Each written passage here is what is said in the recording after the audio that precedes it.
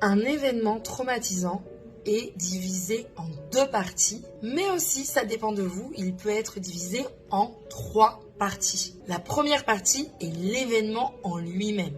Au moment où ça arrive, si vous avez un accident de voiture, si vous êtes agressé dans la rue, si vous avez perdu un proche, l'événement en lui-même. Qu'est-ce qui va se passer? Parfois, vous n'allez pas avoir d'émotions désagréables. Étrangement, alors vous êtes censé en avoir. Parfois, quand une personne a un accident de voiture, elle ne va pas avoir peur, elle va être maximum choquée, mais elle ne va pas avoir d'émotions désagréables. Quand on a perdu un proche, on peut sur le moment ne pas spécialement ressentir quelque chose et ça peut même nous étonner de ne pas le ressentir. La deuxième partie arrive généralement quelques jours après.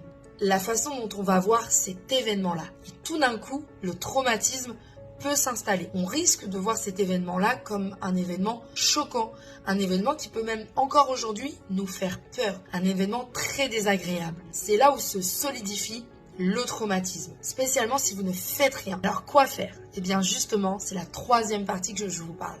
L'EMDR et l'IEMT sont des techniques thérapeutiques révolutionnaires. Elles vont totalement modifier la façon dont vous avez de voir le traumatisme. Au début, on fait revenir l'événement à la surface, comme si vous étiez vraiment de nouveau en train de le vivre. Et ensuite, on le désensibilise pour pouvoir le ranger. Après la séance, évidemment, vous vous souvenez du traumatisme, mais vous avez vraiment l'impression que c'était il y a des années très très loin et vous n'avez plus spécialement d'émotion face à ce traumatisme-là. Et si vous aviez une phrase négative qui sans arrêt traînait, pourquoi j'ai agi comme ça, je suis nul de l'avoir fait, je suis en danger, elle n'existe plus du tout, cette phrase-là. Donc c'est la troisième partie de la façon dont on peut voir un traumatisme, c'est de le ranger.